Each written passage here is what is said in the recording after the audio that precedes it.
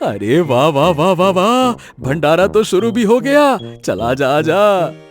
हाँ हाँ हाँ, जल्दी से मुझे भी एक थाली ला कर दे दो, पेट में गुड़गुड़ गुड़गुड़ हो रही है। आ, अरे अरे अरे, ये क्या? अरे मित्र, तुम तो अकेले ही भोजन लपालप खा रहे हो।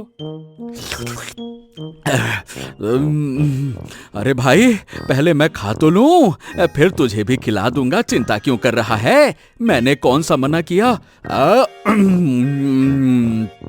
बड़ा मजे का खाना है। अरे भाई, जल्दी से एक थाली और दे दो। क्या है कि मैं कल से भूखा है, यही कहने वाला है ना? मधुपुर गांव में रमेश रहता था, जो स्वभाव से बहुत लालची और पेटू था। उसे खाने के अलावा किसी बात की परवाह नहीं थी। दुर्भाग्य से उसकी एक आटा चक्की की दुकान थी, पर उसे संभालने में उसकी जरा भी दिलचस्पी नहीं थी। अरे रमेश भैया, जरा मुझे 5 किलो आटा दे दीजिए। आहा, जमुना भाभी, क्या बात है भाभी, बड़े दिन बाद आना हुआ। हाँ, वो टप्पू के पापा आ गए थे ना, तो मेरा आना हो ही नहीं पा रहा था। ये लो भाभी, आपका ये हो गया 5 किलो आटा। अच्छा, कितने पैसे हुए? अरे पैसे वैसे तो आते रहेंगे भाभी, आप तो ये बताओ कि आज मतलब कि खाने में क्या बनाने वाली हो आप? अरे रमेश भाई, आज तो मैं पालक पनीर बना रही हूँ। मेरे हाथ का पालक पनीर जो भी खाता है उंगलियां तक चाट जाता है। क्या कहा? पालक पनीर? पालक पनीर का नाम सुनते ही रमेश के मुंह में पानी आ गया। हाँ रमेश भाई, अगर आपको भी खाना हो तो मैं आपके लिए भी थोड़ा ले आऊंगी। आप आटे के पैसे बताइए कितने हुए? अरे जमुना भाभी, नेकी और पूछ पूछ।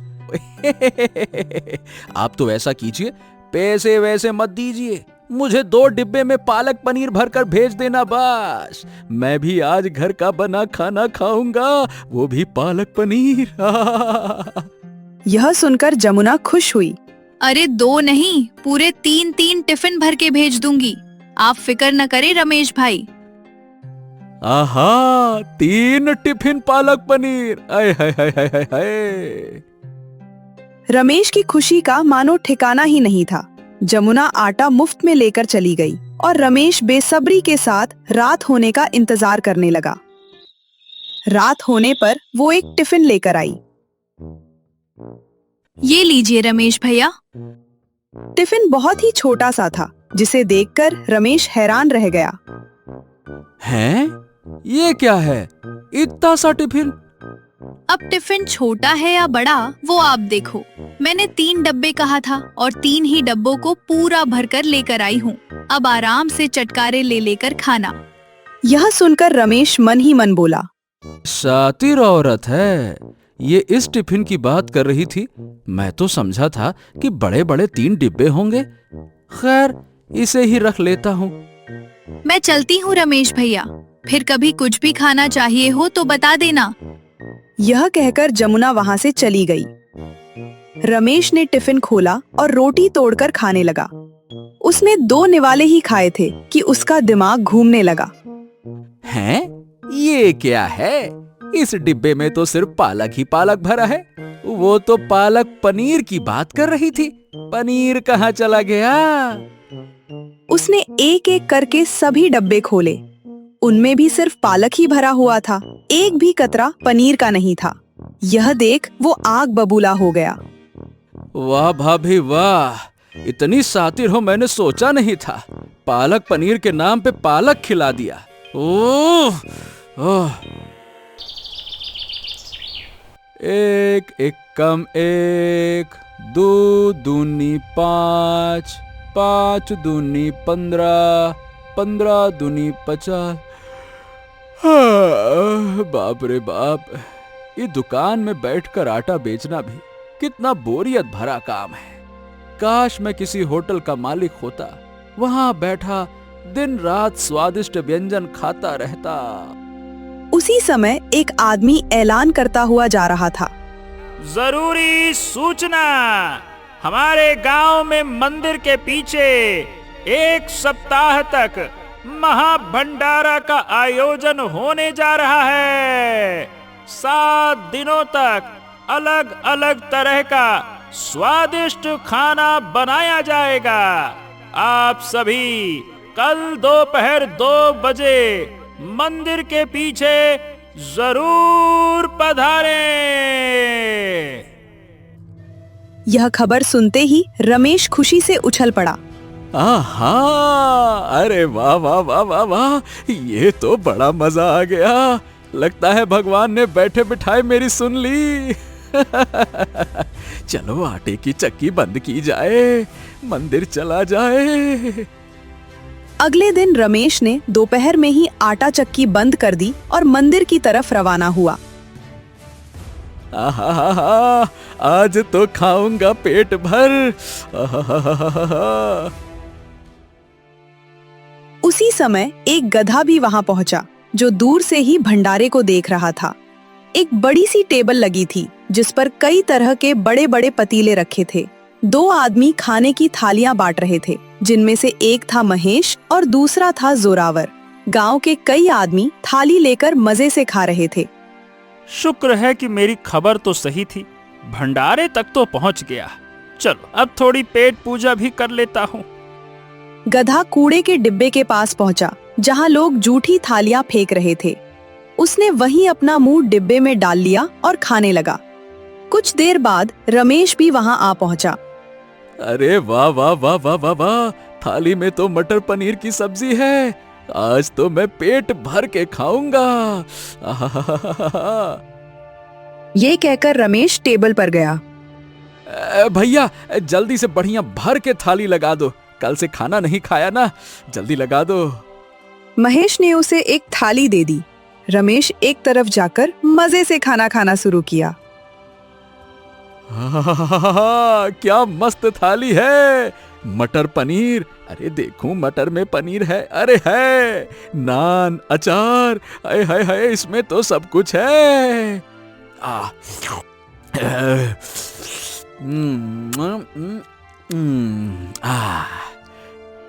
रमेश ने झट से थाली खाली कर दी। अब फिर से खाने चलते हैं, चलो चलो चलो। भाई साहब जल्दी से एक और थाली दे दो, कल से भूखा हूँ भाई साहब, जल्दी कर दो। हाँ हाँ हाँ हाँ, ये लीजिए भाई साहब, परेशान मत होइए, ये लीजिए। महेश ने एक और थाली रमेश को दी और वो फिर से उसे खाने लगा।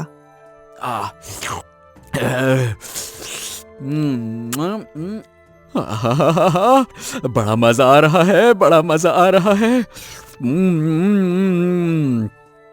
ये सुनकर गधा मन ही मन सोचा, अरे वाह, कितना शानदार भंडारा चल रहा है। लेकिन अफसोस, मुझे तो अभी कूड़ेदान में पड़ा जूठन ही खाना पड़ रहा है। काश मैं भी इंसानों की तरह थाली में सजा हुआ खाना खा पाता। अरे ये क्या, एक गधा बोल रहा है। क्या तुम मुझे सुन सकते हो? अरे भाई, जब तुम बोल सकते हो तो जाहिर सी बात है कि कोई सुन भी सकता है ना। हाँ वो तो, लेकिन तुम मतलब मुझे हर इंसान नहीं सुन सकता, और मेरी भाषा तो सिर्फ वही इंसान समझ सकता है जो मेरी ही तरह पेटू और लालची हो। ये क्या बकवास करते हो तुम?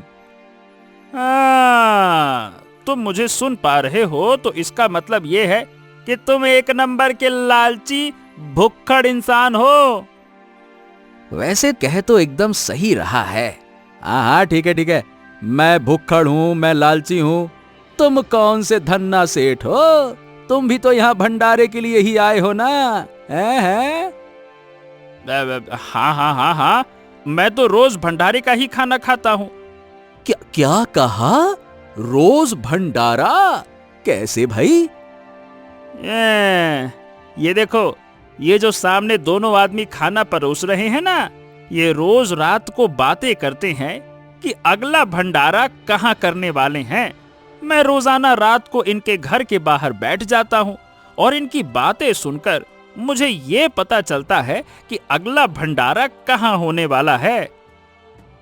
हाँ, इसका मतलब कि मैंने इस गधे को साथ रख लिया तो इसकी वजह से मुझे भी भंडारे का पता चल जाया करेगा और मैं रोज भंडारा खाया करूंगा।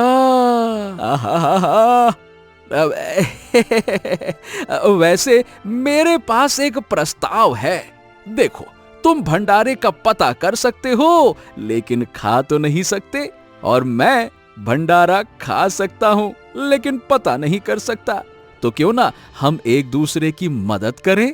हाँ। क्या मतलब है तुम्हारा? रुको, मैं तुम्हें समझाता हूं। ये कहकर रमेश फिर से भंडारे के टेबल पर गया। ए भैया, एक थाली देना, पेट एकदम खाली है, बहुत भूख लगी है। हाँ हाँ, ये लो भाई, आराम से खाओ, आराम से। ये कहते हुए महेश ने एक और थाली रमेश को दी और रमेश ने वो थाली लाकर गधे के सामने रख दी। मस्त होकर मजे से खाओ, बिल्कुल हम इंसानों की तरह। अरे वाह, आप तो बड़े दिलदार मालूम होते हो। ये कहकर गधे ने खाना शुरू किया और फिर कुछ ही देर में थाली को चट कर दिया। अब समझ आया? अगर तुम इसी तरह रोजाना खाना खाना चाहते हो तो तुम मुझे भंडारे का पता करके बताया करो और मैं उस भंडारे पर जाकर खुद भी भंडारा खाया करूंगा और तुमको भी खिलाया करूंगा। आहा, कैसी रही? वाह वाह वाह वाह, ये तो बहुत अच्छी तरकीब है। अब से हम दोनों मित्र हैं। अब दोनों के बीच गहरी दोस्ती हो गई। 7 दिनों तक भंडारा चलता रहा। रमेश ने पेट भर खाया और गधे को भी मन भर भंडारा खिलाया। भाई मित्र, 7 दिन तो पूरे हो गए। अब पता लगाओ कि अगला भंडारा किस जगह पर होने वाला है। फिक्र मत करो उस्ताद, मैं आज रात ही पता लगा लूंगा कि कहाँ खाना मिलने वाला है। गधा रात के समय महेश और जोरावर के घर पहुंचा और खिड़की के पास खड़े होकर इनकी बातें सुनने लगा। कल हम लोगों को ऋषि नगर में भंडारा करना है, उसका इंतजाम ठीक से हो गया है ना?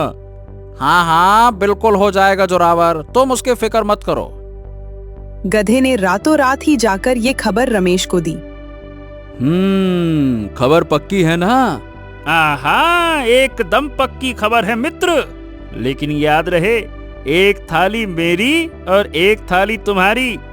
अरे हाँ हाँ हाँ, याद है भाई। अरे पहले भंडारा मिले तो सही। रमेश सुबह होने पर गधे को साथ लिए ऋषिनगर की तरफ चल दिया। ये दोनों भंडारे पर पहुंचे। यहाँ भी महेश और जोरावर भंडारे का खाना बांट रहे थे। अरे वाह वाह वाह वाह वाह, भंडारा तो शुरू भी हो गया। चला जा जा। हाँ हाँ हाँ, जल्दी से मुझे भी एक थाली ला कर दे दो, पेट में गुड़गुड़ गुड़गुड़ हो रही है। रमेश टेबल पर पहुंचा। ओ भाई साहब, जल्दी से खाना दे दो, कल से भूखा हूँ। ये सुनकर महेश और जोरावर में रमेश को ध्यान से देखा। फिर महेश ने उसे थाली बनाकर दे दी। रमेश साइड में जाकर खाना खाने लगा।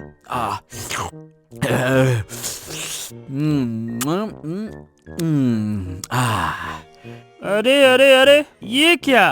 अरे मित्र, तुम तो अकेले ही भोजन लपालप खा रहे हो। अरे भाई, पहले मैं खा तो लूं, फिर तुझे भी खिला दूंगा। चिंता क्यों कर रहा है? मैंने कौन सा मना किया? बड़ा मजे का खाना है।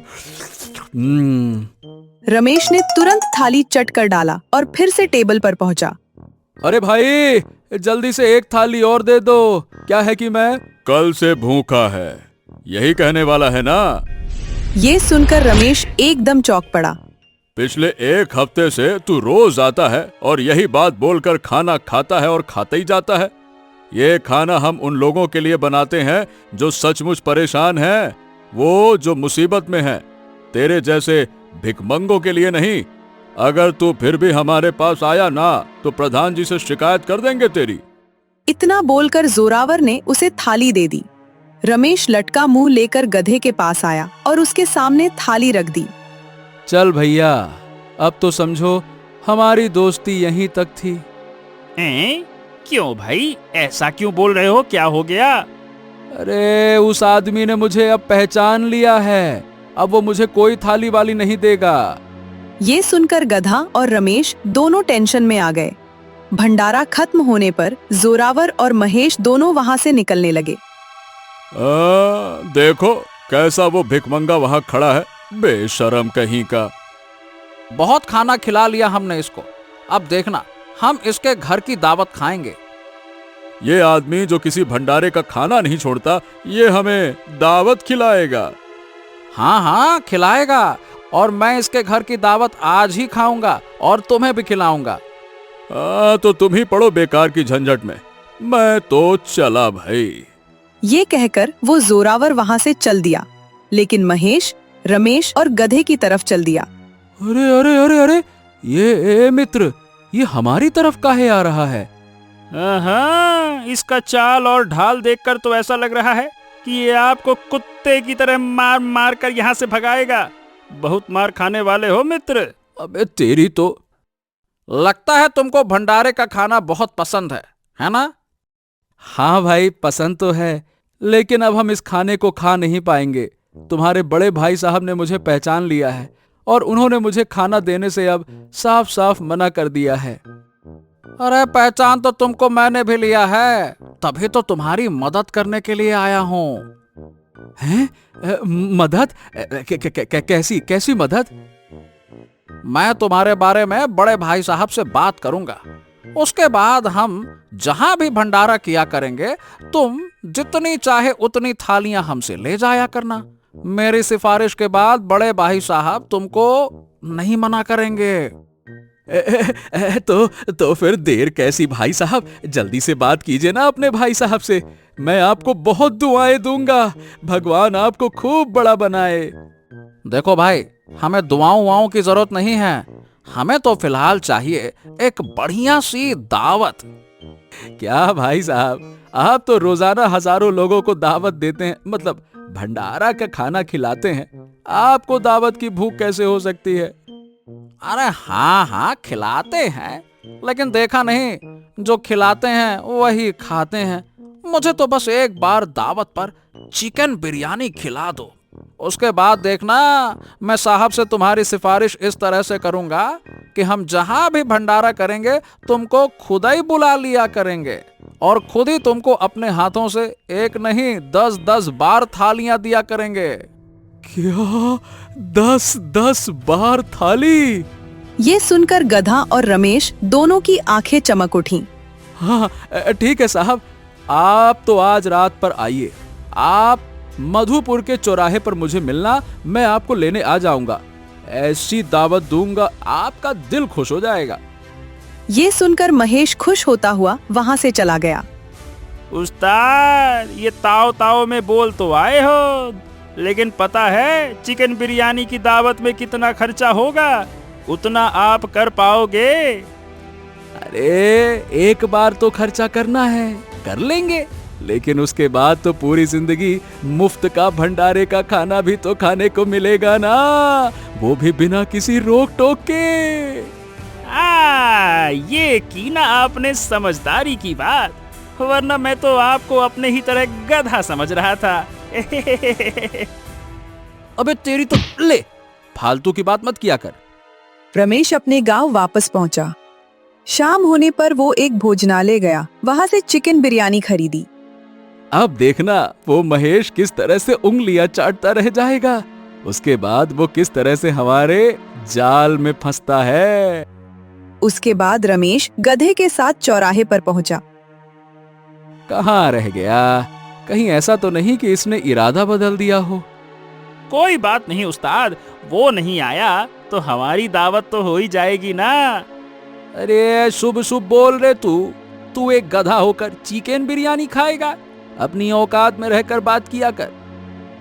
तभी उनको सामने से महेश आता हुआ नजर आया। अरे वो देखो, वो आ गए महेश भाई। रमेश भाई कैसे हो भाई? मैं ठीक हूँ भाई साहब, आइए आइए आइए आइए। तो मेरी सवारी के लिए ये गधा लेकर आए हो? मैंने तो सोचा भी नहीं था। अरे नहीं साहब, ये गधा तो मेरे भाई जैसा है। वैसे बात तो सच्ची है, ये बेवकूफ भी किसी गधे के खानदान से ही लगता है। महेश इनके साथ घर पहुंचा। रमेश ने उसका अच्छे से आदर सत्कार किया, मखमली चटाई पर उसे बैठाया और बिरयानी की थाली उसके सामने लगा दी। हाँ हाँ हाँ हाँ हाँ हाँ, खुशबू तो लाजवाब है। अरे भाई, आज तो लगता है कि दावत में मजा ही आ जाएगा। महेश ने मुर्गे की टांग उठाई और मुंह में रख ली। अरे भाई साहब, आराम से, हड्डियां तो निकाल लेते भाई साहब। इतनी स्वादिष्ट चिकन सामने रखा हो तो कोई अपने आप को हड्डी निकालने तक कैसे रोक पाएगा भला?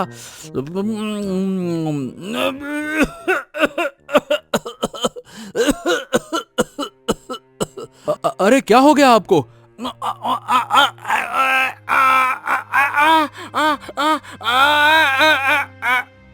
और कुछ ही देर में वो एकदम शांत हो गया।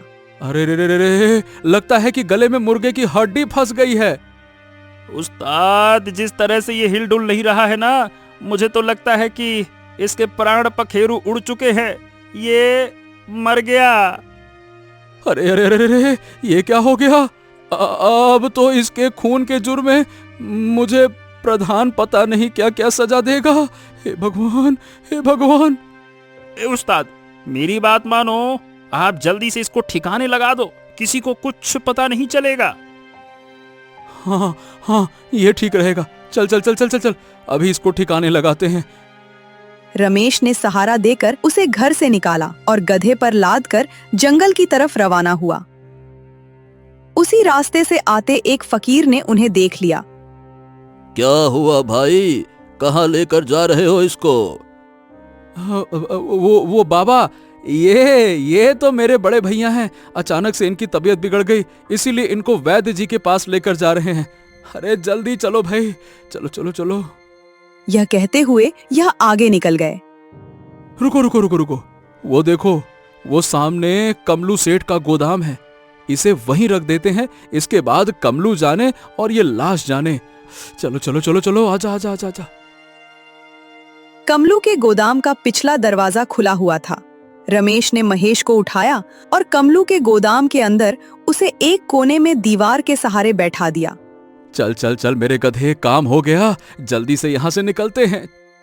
रमेश गधे के साथ वहाँ से रवाना हुआ और अपने घर आकर उसने सुकून की सांस ली। कमलू उस समय कमरे में बैठा अपनी बीवी से बातें कर रहा था। अरे आप सोते क्यों नहीं हैं जी? कब तक ऐसे जागते रहेंगे? आज मैं सोने वाला नहीं हूँ। आज तो मैं उस चोर को रंगे हाथों पकड़े बिना चैन से नहीं बैठूंगा जो मेरे गोदाम से अनाज चुरा रहा है। इसीलिए मैंने जानबूझकर गोदाम का दरवाजा खुला रखा है ताकि वो बेझिझक अंदर आए और मैं उसे दबोच लूं। ठीक है, आप जगते रहिए उल्लुओं की तरह, मैं तो सो रही हूँ। यह कहकर उसने चादर तानी और सो गई। जाकर देखता हूँ, एक बार ये चोर हाथ लग जाए बस। कमलू गोदाम में पहुंचा तो उसने देखा कि गोदाम के कोने में कोई दुबक कर बैठा है। ओहो हो, तो तू है चोर। आज तो तेरी खैर नहीं, तेरी तो ऐसी की तैसी। उसने डंडा उठाया और कस कस के 2 डंडे महेश को लगाए। आ गई ना अकल ठिकाने? अब बता, फिर करेगा चोरी यहाँ? इस पर महेश की तरफ से कोई जवाब नहीं आया। अरे अब क्या हो गया? बोलता क्यों नहीं कुछ? बोल कि और मार खाएगा। उसने महेश के सीने पर हाथ रखकर देखा तो उसकी सांसें और धड़कन रुकी हुई थी। हाँ, अरे बाप रे बाप, लगता है कि ये तो निकल लिया। ये क्या हो गया? कमलू पसीना पसीना हो गया। अगर किसी को पता चल गया कि ये मेरे डंडे से मरा है, फिर तो मुझे प्रधान कारावास की सजा दे देगा। मुझे इस लाश को ठिकाने लगाना पड़ेगा। कमलू ने महेश को उठाया और कब्रिस्तान पहुंचा। उसने फावड़ा उठाया और कब्र खोदने लगा। कुछ देर बाद 2 कुत्ते आकर उस पर भौंकने लगे। अरे चुप हो जाओ नास पिटो, क्या कुत्तों की तरह भौंक रहे हो? कुत्तों की आवाज सुनकर कब्रिस्तान का पहरेदार उठ गया। अरे क्या हो गया इन कुत्तों को भी? अरे ये क्या? ए कमलू सेठ, ये तुम किसकी लाश दफना रहे हो? क्या तुमने इसका खून कर दिया क्या? अब ये चोर है। ये मेरे यहाँ चोरी कर रहा था। मैंने 2-4 डंडे मारे, उसी में ये मर गया। क्या? पहले इस बेचारे को मार दिया और अब इसकी लाश को छिपा रहे हो? अब तो प्रधान जी ही तुम्हारा फैसला करेंगे। सुबह होने पर पूरे गांव में यह खबर फैल गई। प्रधान जी के सामने यह मुद्दा रखा गया। वहां गांव के बहुत से लोग जमा हो गए और रमेश भी गधे के साथ वहां पहुंचा। अरे, ये तो महेश की लाश है। कमलू सेठ, अपनी सफाई में कुछ कहना चाहोगे या तुमको कारावास की सजा दे दूं? प्रधान जी, मेरे गोदाम में रोजाना अनाज की चोरियां हो रही थी और ये चोर कल रात भी चोरी करने के इरादे से आया। मैं काफी गुस्से में था, इसीलिए मैंने इसको 1-2 डंडे मार दिए। अब ये कैसे मर गया, ये तो मुझे भी समझ में नहीं आ रहा। ये सुनकर सभी लोग हैरान रह गए और रमेश खुश हुआ। हाँ? मेरे ऊपर से तो इसके खून का इल्जाम लगने से पहले ही हट गया। चोर समझकर ही सही, लेकिन इसको मारा तो तुमने ही है ना। तुमको इसकी सजा मिलकर रहेगी। हाँ, अरे मुझे माफ कर दीजिए प्रधान जी। मेरे 3 बच्चे हैं और बीवी है। अगर मुझे कारावास हो गई तो मेरा परिवार किसके सहारे जिएगा प्रधान जी? इस चोर का भी तो परिवार होगा, वो किसके सहारे जिएगा, पहले ये सोचा था तुमने? तभी वह फकीर भी वहां आ पहुंचे। उन्होंने पहले लाश को निहारा, फिर गौर से महेश की ओर देखा। इस चोर के परिवार को मैं जानता हूँ। ए गधे, चल जल्दी से यहाँ से खिसक लेते हैं, वरना हम दोनों अब बुरी तरह से फंसने वाले हैं। तो बताओ, कौन है ये और इसका घर कहाँ है? ये आदमी जो गधे के साथ खड़ा है, ये मरने वाले व्यक्ति का भाई है। क्या कहा? तुम्हारा भाई यहाँ पर मरा पड़ा है और तुम वहाँ खड़े खड़े तमाशा देख रहे हो? अब रमेश की सिट्टी पिट्टी गुम हो गई। अब वो प्रधान जी, मैं इस आदमी को नहीं जानता। जरूर इस फकीर को कोई गलत फहमी हुई है। अरे, क्यों झूठ बोलते हो? कल रात तुम अपने इस भाई को इस गधे पर लाद कर ले जा रहे थे। तुम्ही ने तो बताया था कि इसकी तबीयत बिगड़ गई है और तुमको इसे वैद्य के पास ले जाना है। प्रधान ने रमेश से गरज कर पूछा। सच सच बताओ, तुम इसको कैसे जानते हो और कल रात तुमने इसके साथ क्या किया? मैं आपको सब कुछ बता रहा हूँ प्रधान जी। बात यह है कि इस आदमी का नाम महेश है और ये अलग अलग गांव में भंडारा चलाता है। मैंने तो बस इसको दावत पर बुलाया था। इसने चिकन बिरयानी इतनी बेसब्री के साथ खाई कि ये चिकन की हड्डियां भी नहीं निकाला। उसी की वजह से ये बहुत तकलीफ में था और कुछ ही देर में इसने दम तोड़ दिया। मैं इसके खून के जुर्म में फंसना नहीं चाहता था, इसीलिए मैंने इसे कमलू सेठ के गोदाम में एक कोने में बिठा दिया था। लेकिन ये बताओ कि तुमने इसे दावत पर बुलाया ही क्यों था? बात यह है प्रधान जी कि मैं चाहता था कि ये मुझे और मेरे गधे को रोजाना खूब सारा भंडारे का खाना खिलाता रहे। महेश ने मुझे लालच दिया कि अगर मैं चिकन बिरयानी से इसकी दावत कराऊंगा तो ये रोजाना मुझे और मेरे गधे को भंडारे का खाना दिया करेगा। बस इसी लालच के चलते मैंने इसकी दावत कर दी थी, लेकिन इसने ऐसी दावत खाई कि मुसीबत मेरे सर आ गई। अरे वाह! एक ने लालच में आकर दावत की और दूसरे ने दावत के लालच में आकर अपनी जान गंवा दी। प्रधान जी, मुझे माफ कर दीजिए, मैंने इसको जानबूझकर नहीं मारा है। इस घटना में तुम दोनों ही दोषी हो। इसने लालच में आकर दावत खाई और तुमने लालच में आकर इसको दावत पर बुलाया। इसको तो मरकर इसके लालच की सजा मिल गई, लेकिन अब तुमको तुम्हारी सजा देना मेरा काम है। ये लो उस्ताद, अब आप तो गए 12 के भाव में, कुत्ते की मौत मारे जाओगे। अबे, जब देख तू मुझे मारने पे क्यों तुला रहता है? चुप कर।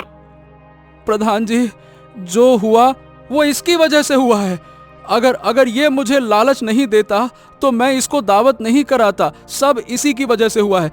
अबे तेरी तो हो अरे अरे ये क्या कर रहे हो? वो तो पहले से मर चुका है। अरे अरे रुको रुको रोको इसको, पकड़ो पकड़ो इसको। वहाँ मौजूद सभी लोग ये तमाशा देख रहे थे। महेश का गला दबाने की वजह से उसके गले से हड्डी निकला।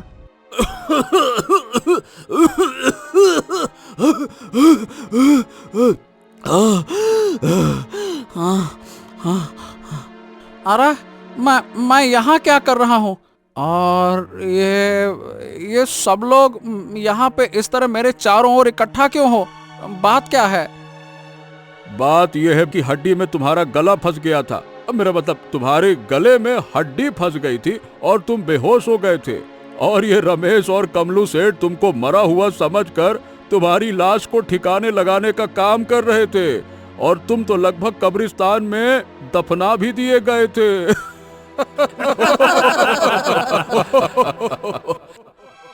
तो अब बोलो, तुम दोनों लालचियों ने क्या सीखा?